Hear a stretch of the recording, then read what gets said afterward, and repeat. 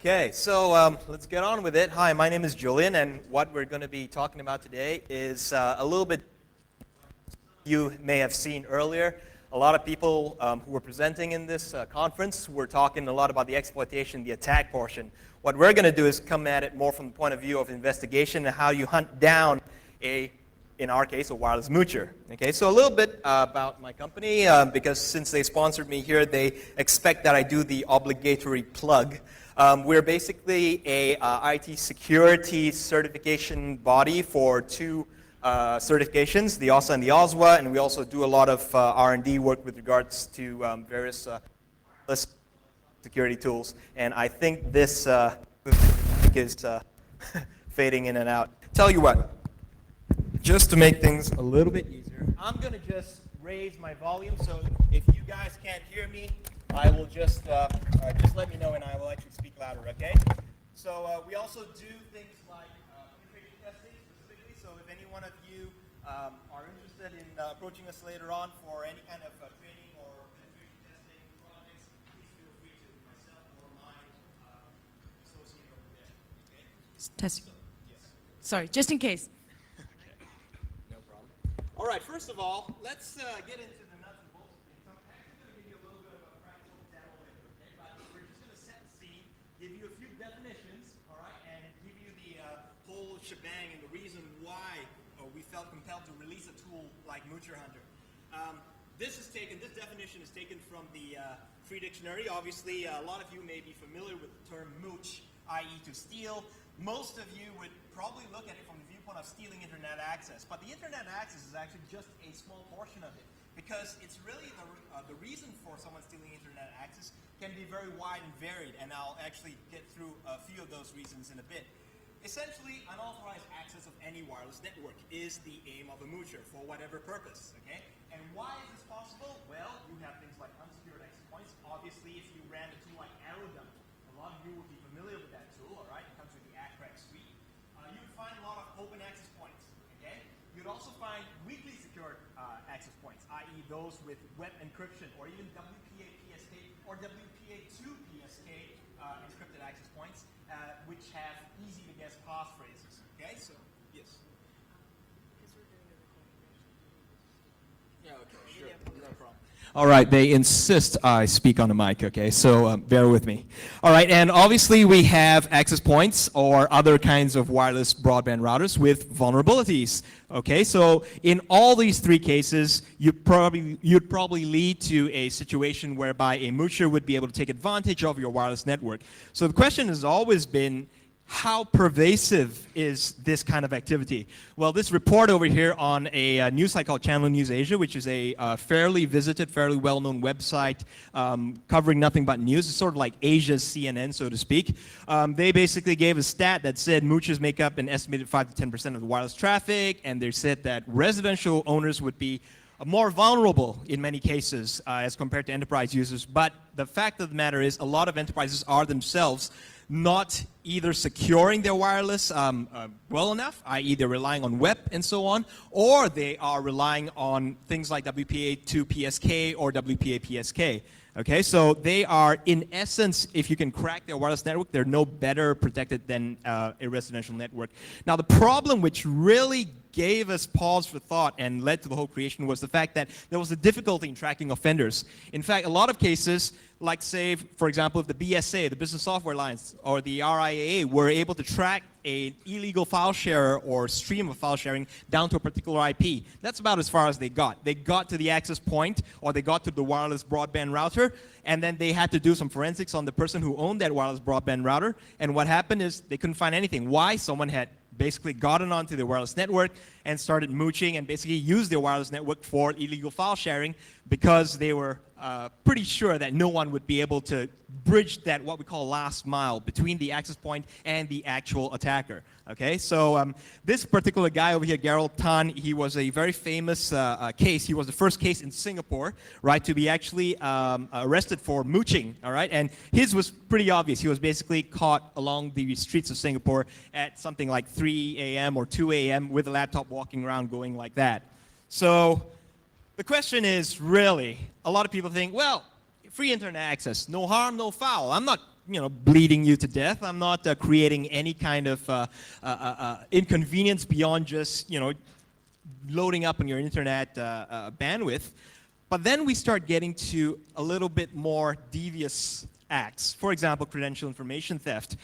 If I get onto your wireless network, obviously if I could, let's say for example, break your wireless network using the Acrox suite, I could use AeroDump to basically start sniffing. But we could also do other things, like for example, start sniffing off of your email login credentials and whatnot. I could also use your wireless access point and your broadband connection as a jump-off point for maybe controlling a whole series of botnets. Or maybe I could launch a DOS against a commercial entity because I was hired by someone to launch an attack against a commercial entity, and I didn't want to do it from my own wireless or broadband connection at home. Well, maybe what I want to do as an attacker is I want to go and file share because, hey, I believe in this whole file sharing thing. So therefore, I want to do that, but I know that they're coming down hard on people who infringe copyright. So I'm going to use my neighbor's wireless to go and do this. Or I'm going to use some poor company's wireless to go and do this. Or perhaps, basically, they want to download Juarez or MP3s, okay? Subversive actions, for example, espionage, corporate espionage. You basically go through someone's wireless network and attempt to connect to your reverse access Trojans or IRC channels to control your botnets and so on. And of course, you've got things like terrorist activities. And if you think that that ain't real, the recent New Delhi or Bombay blasts in India basically were sort of carried out, and there was this particular family who claimed that their Wi-Fi was hacked because an email that was sent to claim responsibility for the blast was sent through their Wi-Fi. So basically, if you can think of whatever can be done using a wireless network to basically go about with any illegal activity, you can bet it's already happening, okay? We're pretty much playing a game of catch-up. So I presume that everyone out there is a good guy. There's no evil hacker out here, is there? Anybody? Anybody want to admit that they do sort of gray or black things? Well, probably not. So in essence, we're facing a couple of problems. The attacker can choose the time and place of his striking. The attacker has multiple targets that he can choose. For example, if you go to any multi-tenanted residential or commercial block, you will end up seeing a lot of wireless networks in use. The attacker can hide in 3 dimensions. He can be anywhere in 360-degree radius in X, Y, and Z, okay? The attacker can encrypt his information going across the network. He may or may not be surfing or launching attacks while you try to hunt him down or while he's on the network. So how do we go about getting to him? And obviously, if you've got more than one wireless user, well, he can hide among those wireless users. So based on all the above, it does kind of look hopeless, doesn't it? Obviously, with all these things stacked against us, how are we going to go about trying to identify the actual perpetrator and bring him to justice? Well, before we actually start despairing, let's consider a few things, all right? So I'm going to take each case point by point. Firstly, although the attacker can choose the time and the place, they often follow a predefined behavior pattern. A lot of times they will go back to the same wells to drink. This is especially common where you have people who have, let's say, for example, engaged in illegal file sharing or peer-to-peer networks or doing things which involve a lot of bandwidth and traffic because they don't want to start finding a new drinking hole, so to speak. So they'll go back and revisit the same holes. The attacker has multiple targets. However, he still needs to have a station address, right? His wireless card still needs to have an address. Otherwise, he won't be able to communicate with the access point, and thus he can't go through to the network or anywhere else, all right? And of course, if he has Windows installed, if he's using WinXP and so forth, he most likely has a profile list. It's a short list where if you connect once, it gets stored in Windows XP automatically. So what happens is those become his preferred automatically connect to SSIDs, okay? Now, he can hide in 3 dimensions. But he is limited by a couple of things, right? The access points transmit power is one of them. The sensitivity or the receptiveness of his wireless card. Now, if he's beyond a certain range, obviously he won't be able to communicate with the access point. So he has to be within a certain radius. Now, he may be able to use an extended range antenna to connect from maybe up to 1 kilometer away. But this is essentially no defense. In most cases, though, with most moochers, most people who want to use your Wi-Fi for illegal purposes, you're going to get them within a pretty much confined geographical radius. The only question is it X, Y, or Z axis, okay? Now, people have said that the attacker can encrypt information across the network. However, when we talk about trying to identify his physical location, we're not looking at the kind of traffic that he's sending across, per se. We're looking basically at the volume of traffic and as long as he's sending traffic. Why? Because by the time you get to this point, you would have already determined that, okay, this person is doing file sharing, I've got it by an IP address, I can basically track you down via the ISP, request for the DHCP lease for this date and time, get you down to a particular geographical station, go and then do some forensics on your computer and find out that you aren't the owner, so what is that last mile, right? So in this particular case, once you can get to that last mile and you can actually get a hold of the actual attacker, then you can do the forensics on that. On his box or whatever it is he's using to access, all right? The attacker may not be active on the network. However, Windows boxes are notoriously chatty, right? NetBIOS traffic, Windows Update traffic. So you basically have the box betraying his position because it's got to send traffic across. And if it's a Linux box, well, you can basically send RAR packets, okay? Reverse Address Resolution Protocol. And if you're talking about the types of activities that he's doing, obviously some types of activities are a lot more chatty or voluminous, right? Especially peer-to-peer file sharing activities. And while the attacker can hide among many wireless users, in order to, you have to be able to use the access, he still has to have a unique station address. Otherwise, based on the IEEE 802.11 protocol, everything breaks down. You're not actually able to connect to that guy. So the bottom line here is that to use the network, the wireless network, you basically have to have a situation where the attacker must reveal himself. He has to send, he has to receive data. And this sending and receiving of data gives him is basically a cruel choice as far as the attacker is concerned. The attacker can't hide his presence if he wants to use a network. If he wants to hide his presence, he can't use the network. So it's either use it, move on, or don't use it at all. And if he uses it, well, that's where the focus of this presentation comes in.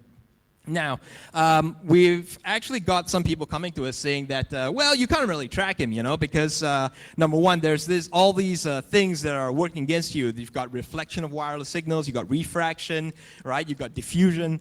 Basically, you've got all sorts of environmental factors that would attenuate the wireless signals. And of course, the attacker can always spoof an address, okay? He can basically say his address is 11111122222, which we all know is not something that most vendors would actually issue. However, right, we can get around all these problems simply through a little creative thinking.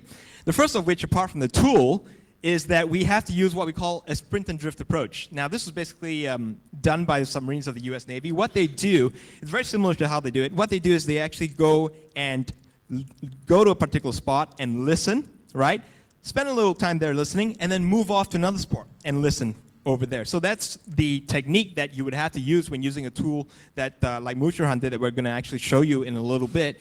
And what this does is it actually allows you to take sampling readings from different points. And of course, because you can walk to whichever point, you would basically be able to take different samples from different points, and it would pretty much help you triangulate the position of the actual moocher. Okay, and of course, changing his MAC address is also not a problem. Why? In order to communicate with the access point, he needs to have a MAC address. He needs to, regardless of whether it's a spoofed MAC address, if he uses a valid one and he had to kick someone else off, you'll know about it. Why? He'll probably be running a tool like Air Replay with the deauthentication mode, which generates tons of packets. Okay, so in effect, it's very easy to spot. So let's take a look at the typical scenario. Okay, in this particular case, the attacker would attempt to access the LAN. Now, whether or not it's an open, unsecured access point, wireless network, whether or not he had to break your web encryption or WPA, PSK encryption, and so on, it's irrelevant. Basically, at this point, we're interested in him getting on and using your access point to mooch. So basically, he sends network traffic to your access point. However, because we all know this is wireless, they don't know where your access point is. It's not like you can follow the energy spikes along a Cat5 cable to get from point A to point B. He basically has to broadcast that traffic or send it and emanate it everywhere. Okay, and because he has to send it everywhere, if you have a tool that you can load on your laptop and that has the appropriate hardware to actually receive these signals, such as a wireless card, you can basically home in on his emissions, his RF emissions, okay? So for any of those of you who are, let's say, for example, familiar with the military, they have this thing called an anti-radiation missile. What it basically does is, if you're tracking a plane, you shoot a missile at the plane. If the plane has an anti-radiation missile, they'll shoot the missile back down towards the direction where the surface-to-air missile came from and knock the radar out. Basically, because that surface-to-air missile has to shoot down the plane, it needs a radar. If you can knock the radar out, you basically knock him out. This is the same approach that we're taking. We're homing in on the emissions of the wireless card, okay, of this 802.11 wireless card. Now, at present, or at least prior to this year, there was no tool that was actually specifically designed for the job of hunting users. Now, there were some commercial solutions, all right? Like, for example, you'd have various vendors who would position access points as sort of like sensors in a giant sensor net. But the problem with that is it's static. What happens if the guy is outside of your sensor net? You can't triangulate what's outside of your sensor net. Therefore, you have to be mobile. Okay? And of course, you could try to use a tool like AeroDump. If you look at the latest versions of AeroDump, basically the bottom part that actually has the a client connection with the BSSID or the access points, you could attempt to use AeroDump to actually track it down, but that would be a suboptimal solution.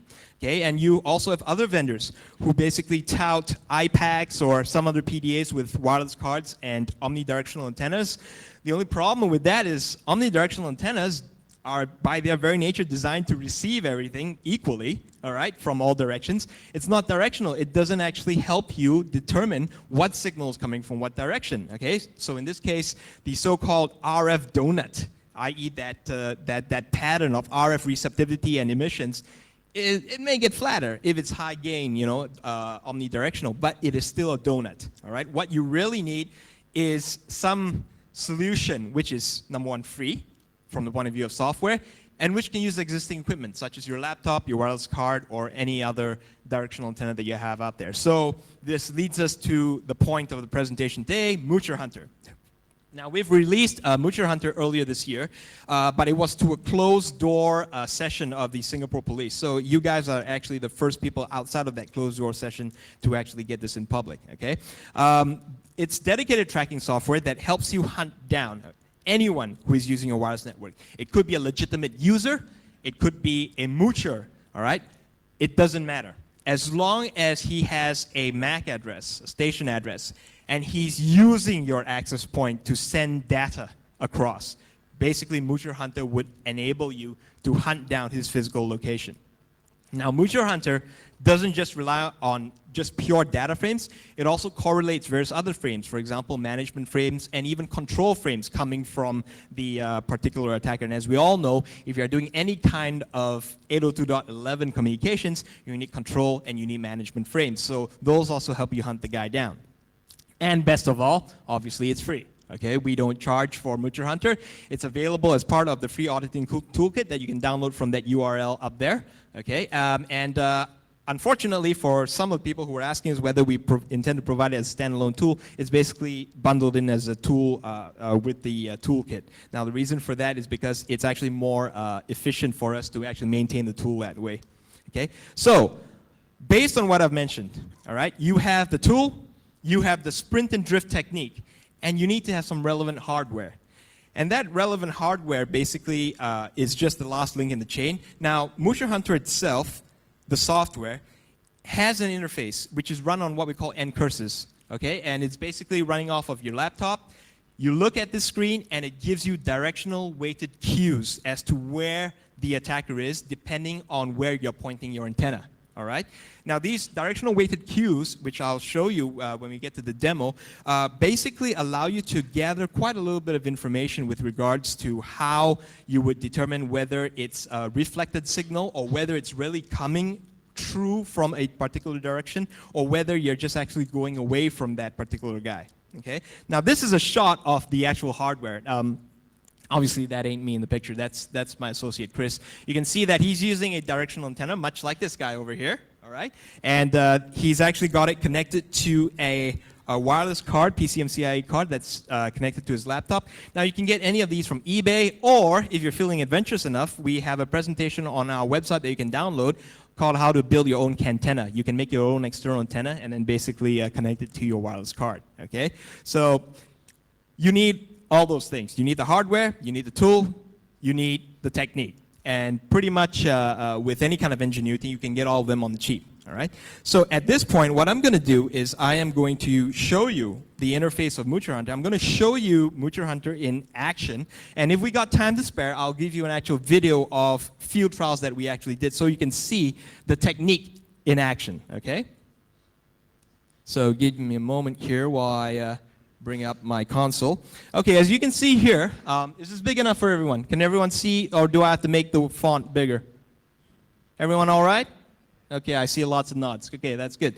So what we have here is MoocherHunter, the binary. Oops, oh, that is too big. Yeah, all right, let me just get that a little bit smaller because that needs to be displayed in format that you can see. All right, there we go. So MoocherHunter basically has a few flags, which are denoted over here, okay?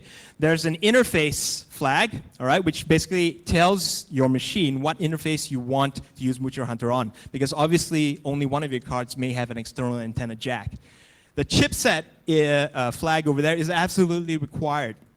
And the reason for that is because different wireless cards actually have slightly different ways of handling certain readings when it comes to actually assigning those readings and presenting it to you on the interface. So depending on the type of card chipset that you have, you're actually going to have to select from Unauthorized, Prism 54G, and so on, okay? So you actually have to know what chipset is inside your card. For those of you who are more familiar with the branding, i.e. Netgear, D-Link, and so on, you can actually find a list of chipsets and what models they fall under which cards on our website. I'll give you the link at the very end of my presentation, okay?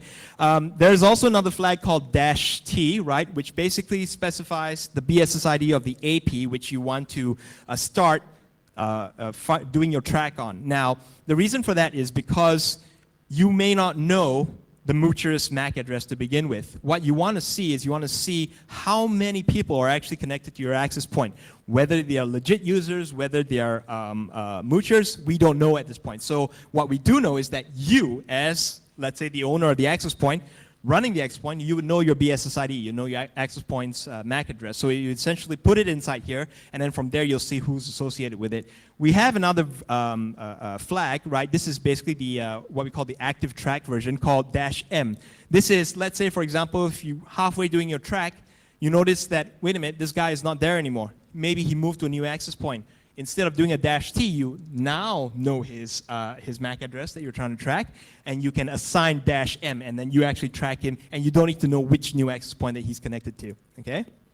So we have some notes below to basically tell you what to do in the case of some of your wireless cards going down and whatnot, because we find that, especially with things like the Atheros Mad Wi-Fi NG drivers, they are very, very twitchy. Okay, so what I'm going to do now is I'm just going to make sure my card is in what we call monitor mode. All right, this is not strictly necessary, but I like to be safe rather than sorry. So let me just check. Nope. Okay, mode monitor. All right, so let me just do that again. All right, so you can see the difference. You saw the mode from manage change to monitor now. So what we're going to do is we're going to run MoocherHunter. Let me just go up. Okay, at this particular point, I actually have an access point, and the access point's BSSID is located here. Okay, I've just keyed this in. You can see based on the flags that I mentioned, there's an interface. Because my wireless card is, my interface is designated ETH2, and it's a Prism 54G chipset. So I'm just going to hit enter on that. And you can see it's pretty fast. Why? Because it detected the access point fairly quickly. As you can see over here, the access point is actually dead smack in the center of your screen. Very easy. And the clients actually all radiate around it. Right now, I only have one client because this particular access point is obviously my demo one, unless someone else wants to hook on and basically I can start tracking them down. But this particular client appears to be connected. Okay, so what we do is before we do that, I just want to show you the help screen. All right, by pressing Shift-H, you can get a help screen which basically tells you everything you need to know about navigation and how to use the MoocherHunter tool from the screen, okay? So as you can see, it's pretty comprehensive. What I'm going to do is I'm actually going to show you the actual tracking screen. So let me just hit the escape key. Now, unfortunately, we only have one. Oh, okay. Great, now we have two because someone else has apparently tried to connect on. Now, if I run my arrow keys up and down, I basically can swap between the two. So whoever you are, thank you very much. You just helped me at least make my presentation a little bit easier. And your arrow keys, the up and down arrow keys are the ones that select between the different clients that you have over there. Now, as this screen fills up, it fills up in a clockwise manner, so you can get a total of 9 clients that are connected here displayed. Once it goes beyond 9 clients, it goes to page 2. Okay, well, someone else is, is helping me do that. Let's see how many others we can get. But basically, once you get beyond 9 clients, your left and right arrow keys will basically swap between different pages. So as many clients as are connected over here, you basically have the ability to swap between the different pages to see, whether there's any client that actually is not meant to be there. Because I would imagine that as a knowledgeable user who's using a MoocherHunter in an enterprise environment, you would have a list of who is allowed to connect. What MAC addresses are actually you actually bought with regards to wireless cards and issued to your staff. So you would be able to identify using your whitelist. So I'm just going to hit the enter key because you can see it's highlighted on the very first guy. Okay. And what you can see here is the tracking display. Now the tracking display basically tells you that you're focusing on this one guy. And as frames are being received by your wireless card, each frame is assigned particular characteristics or particular readings based on your hardware. It's not based on the software, it's based on your hardware. So every hardware, let's say whether you've got a Netgear WG511, whether you've got an Atheros-based card, will basically assign its own readings. But you don't have to worry that the readings are like incompatible between cards, because for the duration of the track that you are doing right now, your card, the one that you currently have stuck inside the laptop, is the one that matters. So relative to him, everybody else is ranked. Okay, so let's say if you have a frame coming in that is very much weaker, this power value over here will actually fluctuate and will actually read at a lower rating based on what your card received. Okay, so as you can see, it's changing fairly often because every time you receive a frame, that reading will change. And you can see below that there's a max and a min. The max is basically a historical reading of the highest powered frame that you received, and the minimum is the lowest powered frame that you received. So it's basically values assigned by your card. This actually helps you because if you're pointing in a particular direction, say for example you're going like that, okay? And the power reading that you see at the very top, if it drops below 41, it will assign a new low. So you know that you're not going in the right direction, all right? So you point somewhere else, you basically would get the reading getting higher. You can see just now, the reading was down at about mid-50s, high 50s. And if I point somewhere over there, you can see that the reading is going a little bit higher. It's going to about 76-ish, okay? Now, obviously, as it tends towards the higher, the maximum figure, it means that you're pretty much pointed in the right direction. So what you need to be doing is you need to be moving towards that direction, okay? Now, there are 3 more little components or figures over here. They're called CMD. Anyone want to guess what these stand for? C, M, and D. Exactly. Control, management, and data frames. Now, as you can see here, we're getting a fair stream of data. So this guy is definitely, not only is he associated, he's also probably doing web surfing or whatnot, okay? And you can see some management frames. Now, you might not get any control frames or management frames. That's okay, because typically what we find is that the further you are away from the guy, the less likely you are to get the control frames and management frames. This is essentially a very interesting observation in actual practice, because theoretically, the IEEE spec says that before you can even send a data frame, you've got to make sure that your CTS and RTS is already all cleared. And those are control frames. So by rights, we should be seeing more. But in any case, it doesn't really matter because we can already see from the management and the data frames. And you can see the very last line over there. It says last 10 seconds, all right? This is the total number of frames that you have received, right, in the last 10 seconds, regardless of whether it's data frames, management frames, or control frames. So this pretty much tells you his activity level. If the last 10 seconds is pretty low, that means he's either taking a lull or his machine is offline and you're basically not getting anything. But of course, if you're getting something like that, then it is obviously something very interesting, okay? In essence, that he's pretty much active on your network. So what I'm going to do is I'm just going to point this around, all right? And we're going to try to identify. Maybe what you guys can do is to help me identify and tell me when to stop moving this when you think I'm pointed in the right direction of the guy, okay? By just looking at the readings, all right? So just let me know when to stop. Just yell, okay? Anybody want to hazard a guess based on where I'm pointing?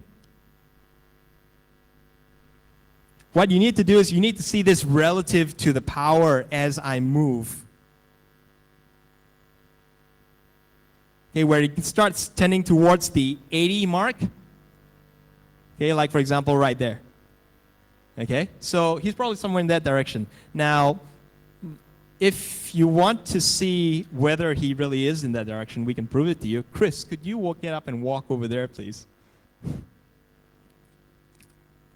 So you can see, as he moves off, that rating that I'm pointing in that direction is going to start dropping. Can you see it's dropping? Because he's moving out of the field of the Yagi. Now the Yagi, although it's directional, has some side lobes to actually receive the RF traffic. So now that he's moved off to a particular location, good Lord, I can't really see where he is. The light is shining in my eyes. Okay, I'm just going to sort of like spot him. Let's see where. Okay, he's looking like he's somewhere in that direction. Oh yeah, okay, I can just see him right now, yeah. So you can see just by pointing the directional antenna and using MoocherHunter, you can pretty much tell which direction the guy is coming from. Now obviously in some cases you might get a bounced packet, a reflected packet, okay? Typically though, you can get around that. How so?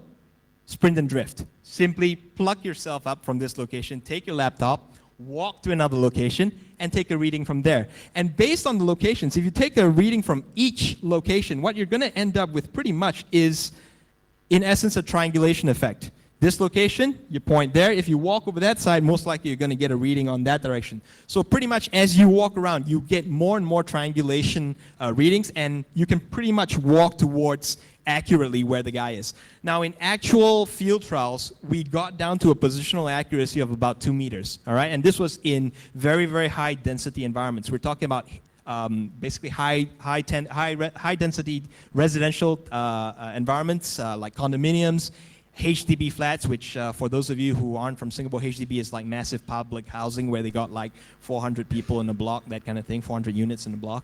And also in office environments down at Shenton Way, i.e. right downtown in the heart of the business district. So this is pretty much a tool that you can use. Of course, you have to use it, again, with a directional antenna so that you know which direction he's coming from. And this tool would allow you to pretty much hunt down anyone who is using your wireless, okay? So it doesn't really matter if they are in a, let's say for example, in a secured land, they maybe used air crack to break into your web protected access point and are using it now. Because in the case, if any of you are using arrow dump right now, you would be able to identify that this access point that we're using is actually web protected, okay? So what I'm going to do is I'm just going to exit out of here, right? And okay, there's nobody else, so I can't show you the page too, but you get my drift. Basically, if you hit the Shift H, okay, and you move the left and right arrow keys, you'll move to basically a next page list of detected stations, all right? So at this point, are there any questions with regards to how we would actually sort of point it around, how would actually point or use the MoocherHunter software when we're actually conducting a track? Yes? Okay, the D in the bracket is basically the first frame that was detected, which in the case of a data frame, right, we put there, if a data frame is the first thing that gives away the presence of that station associated to your access point, it will have a D over there. Now, if it was any other frame, it wouldn't have anything. The reason for that is because a data frame would indicate that the guy is actually sending traffic and he's active. if he's just associated but he's not active, he could be basically taking a coffee break, or it could be that you got a stray frame, right, and he's just turned off his computer. So the ones with the Ds are the ones that are actually the more active guys. Okay? Any other questions before I move on? Okay. Oh, all I need is 2 more. Anybody got 2 more laptops? Then we can pretty much go and show you the page 1 and page 2 stuff. It's all right. I'll let it run. Okay. And whoops. Okay. Right now we have that video to show you. I'm doing pretty good on time actually, so I can probably take a lot longer with the video. Okay, so what I'm going to do right now is I'm going to show you the video of the actual field trial testing that we did with MoocherHunter. Okay, and bear in mind that this is done in a multi-tenanted residential environment. So there's lots of concrete, there's lots of steel, there's lots of interference with other APs around. But you'll see basically how the thing goes. Okay. Right, so now Chris is about to go out the door, and we're going to take a look just to show you where he's moving off to. So he's currently going to look for a position where he could potentially mooch from, right? So we're just going to go back and close the door so that we don't actually see where he's going to, and then hunt him down. See you, Chris.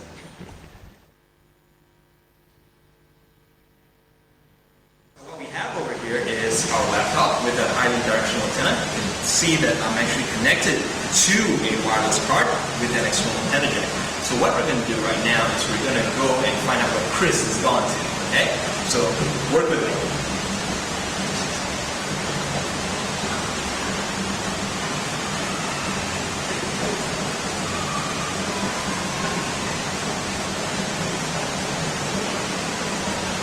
See what I'm doing over there is I am actually going to a spot, rotating around on that spot.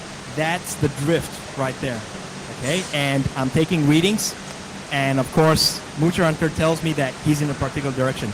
Now what I'm gonna do is I'm coming towards the camera. That's the sprint. So you can see this is an illustration of the technique. I go to a spot, I take a reading, I identify that he's coming from a particular direction, and then I move to another spot to attempt to get another reading to triangulate which direction he's likely to come from.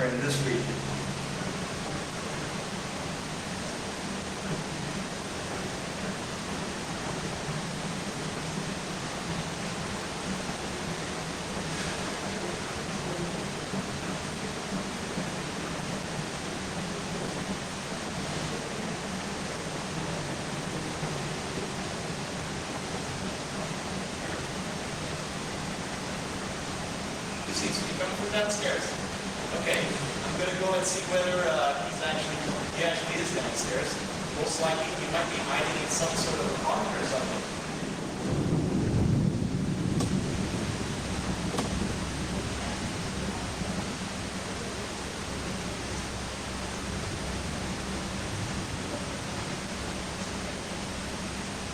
Looks like he's still below. Aha! We have found someone. There you go. Here's the moocher. So, how far below are we right now? 3 floors? Yeah, something like that. Okay. So there you go. MoocherHunting. Okay. So that was just a short illustration as to the technique. So you've seen the interface, you've seen the tool, you've seen the technique. Now, the key thing is really how easy is it to hunt the guy down. For that, principally you have to rely on the user's what we call the skill level, because you have to understand how to execute that track. You have to use the sprint and drift approach. If you're just going to sit down in one location and just rotate on that location and then say, aha, he's coming from that direction, chances are in a highly built up environment like that, you're not going to get very far. In fact, you're probably going to go off in the wrong direction. So you got to actually use a multiple, at least 5 readings. Go to 5 different locations. And don't forget, he's in a 3-dimensional environment. He could be 1 floor up, 1 floor down. So don't forget to point your antenna up or point your antenna down. Okay? You also have to understand or get familiarized with the interface that I showed you just now. The interface is really simple. I mean, we just breeze through it like that. It's not rocket science. Bigger numbers mean better. Smaller numbers mean you're wrong, you're going away from it, okay? So collectively, when you talk about how you look at the software, interpret the results, use the technique, that's basically your skill level, and how effective a MoocherHunter will be for you will be how high or how good your skill level is. Now, as I mentioned a little bit earlier, or alluded to earlier, with that exact same setup that you saw in the video and the same setup that I have over here, we basically were able to identify a moocher on average between 10 to 30 minutes, all right? And this was conducted across both residential and office environments. However, depending on the amount of traffic that he sends out, it can be as little as 5 minutes. And if you're using things like, for example, peer-to-peer file sharing, or even just simple web serving, you'll be surprised the number of frames a simple GET, HTTP GET request will churn out. It really helps you, okay? And of course, we have all the other requirements such as your hardware and so on. So in essence, MoocherHunter will allow you to hunt down anyone who uses your wireless access point, and anyone can use this. You could be an enterprise, a system administrator running your own wireless networks in your offices or your organizations. You could be a home user and you don't like the idea of your neighbor, mooching your internet access because you paid $100 a month for. So you might want to sort of look at it from both angles, whether or not you're a home user, whether or not you're an enterprise user. Okay. Now, for those of you who are interested, I mean, we do cover this in the certification program that I mentioned earlier, but that's not the focus of what I am talking about today. Now, there is a footnote to this whole thing. Okay, and the footnote is this: law enforcement, when we previewed this to them, they said that, yeah, that's all nice and good. I mean, we can find out sort of who's using the wireless and so on and so forth. But isn't this a little bit obvious when you walk around? It's not exactly covert, is it? The guy sees me coming and he says, okay, what is that guy pointing? It's a man in black or men in blue and he, with a badge, man with a badge and gun, and he's pointing that at me. Well, that's pretty obvious. And as a result, it tends to give away the whole game that he's being tracked. So the response that we gave to them was something that we called the Law Enforcement Edition, and basically this added a few other things in, all right, 802.11a support, because by and large, most people tend to use the 2.4 gigahertz spectrum. So you'll find very few A cards in the market today, which is why we didn't put that into the basic edition, but we've actually put it into the law enforcement edition because you never know what criminals will do. All right, and we also have other stuff like AP hunting, evidence logging, because they need to do that. However, most people, based on the feedback we've received, have basically said that this for enterprise and home users is pretty much sufficient. Okay, so you may want to go back and test it in your environments, whether or not you're a public listed company or whether or not you're running it at home, and basically have a play with it. All right, so like I mentioned up there, the commercial solution is really intended for cops, so I can't talk about it here, but you can always ask me about it offline later on, okay, after this. So at this point, I think we're actually making pretty good time. So I have about 15 minutes left. Anybody want to ask me anything at all about that? Because like I illustrated to you, it's a really, really simple tool to use. The only thing you really need to do is just get an external directional antenna, have a wireless card that accepts external jacks. In fact, you can even put it onto your onboard cards. Your mini PCI Centrinos, for example, they're supported. You just pop the cover off of your wireless card and you put the jack in, and there you go. Anybody has any questions at all? Yes? No? Hi, I have a question here. Yes. So what if I have a wireless card adapter that allow me to change the power dynamically? Like adjust the power low and high. I mean, does it really matter? Okay, it doesn't really matter. Well, to answer your question in full, based on you were asking me whether you can change the power dynamically. You can't set the power from your user interface, at least not based on the tool that we have. But it doesn't matter, because when you are using that single card and when you are actually doing the track, your card is responsible for assigning what it feels are the relevant signal strengths that for each frame that it receives.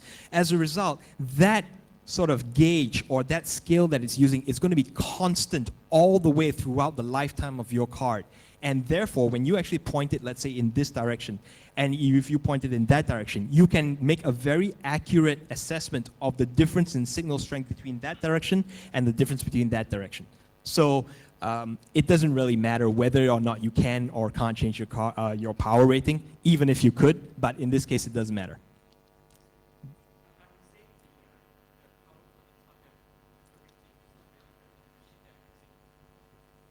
Oh, okay. In this particular case, we're actually, like I mentioned, using a variety of means to sort of assess whether the traffic is coming from that particular guy. Number one, obviously, when you saw the initial screen about how he's associated with an access point, we're looking at control frames, we're looking at management frames, we're looking at data frames to determine that it's coming from that guy. We're also using something that we call the 2DS flag. Now, if you're aware of the IEEE spec, the 2DS flag basically, if it's set to 1, all right, it's going towards the distribution system, i.e. it's going towards your access point. And those are the ones that we're interested in. Why? Because it's coming from the client, going towards your access point. So we're only interested in those. We're not interested in the ones that come from your access point because we're not tracking the access point. Right. Yes? Sorry. Mac, as in MacBook Pros and... Oh, OS X. Okay, this is basically bundled into a free tool that we call the Oswald Assistant. It's a live CD. So you can basically plug it into your MacBook, because we've had a report by someone who actually said that they loaded in the CD-ROM that they downloaded from a website into the MacBook. You don't have to install it. The whole idea is that you don't install this tool. You run it off of a dynamic environment, the live CD environment. You boot up from your CD, and basically it runs just like that. So you don't have to mess around with installing software. You don't have to mess around with, let's say, reformatting your hard drive and whatnot. Yeah, exactly. No, we don't run this in virtual machines. The reason for that is because VMware at this point, the wireless support is not exactly that great, especially for the PCMCIA cards. For USB, yeah, the cards are okay, but I would strongly recommend that you do not run it under VMware, actually, because it's a lot faster if you run it native. And in any case, it was designed to be run native and not under VMware. Any other questions? Anybody at all? Yes. Sorry, I can't really hear that. Uh-huh. Okay, so what you're asking me is, how easy is it for the moocher to defeat this tool? Okay, like I mentioned with Mac spoofing, right? Let's take a look at that case in point. If I'm a moocher, and let's say I want to spoof as a legitimate user, let's say, for example, I run AeroDump, and I see you have a list of legitimate users connected to the access point. And what I want to do is I want to assume his identity. Well, I got to knock that guy off first, don't I? If I knock that guy off, I got to use deauthentication attacks against the valid client to knock him off so that he goes away and I assume his identity. Because you can't have two guys trying to communicate in the same way. Your AP is basically going to say, hey, you know, what the hell? So that token alone will cause the valid user to say, how come I can't connect? I'm getting all these problems. And so they're going to end up talking to the system administrator, and they're going to say that, wait a minute, you know, I can't access, is that a problem? And then system administrator, if he runs a tool like MoocherHunter, would basically say that, no, you are connected. And then the guy says, no, I'm not here. And as a result, you're then saying, this is the attacker, the moocher, who's basically trying to knock you off to basically get on and use the access point for whatever reason. So that's one condition. The second condition is if the moocher assumes, let's say he changes his MAC address to something from 000E35, which is an Intel Centrino vendor front end, to let's say 1111111. It doesn't really matter because he still needs to talk to the access point. And I'll track him based on 111111. I won't track him based on 000E35. So in both cases, MAC spoofing is no defense because he still has to connect to the access point. Does that answer your question? Okay. Any other questions? Okay. If there are no other questions, I'd like to thank you for your time and your attentiveness. I really appreciate it because it's late in the day. I know everyone's sleepy after the coffee breaks. But if you have any questions at all, please feel free to drop into the corporate mailbox, and they'll get routed to me on this presentation. If you need more info, it's all listed down there. MoocherHunter. There's also a short video for you that you can actually download and take away and use it as a reference guide to how to run MoocherHunter. And of course, the MoocherHunter tool is also available from that download link, the Osmo Assistant. All right, it also contains other tools, like I mentioned, like AeroDump, AirCrack, and whatnot. It's a collection of wireless tools. And of course, if you guys ever get interested in getting formal training, but I don't think any of you would probably be interested in that. So if there are no other questions, I will be available outside for any personal Q&A if anyone's too shy. But I thank you very much for your time, and hope to see you again soon. Thank you. And thank you very much, Mr. Julian Ho. Our next presentation in this track will be talking about Mac OS X.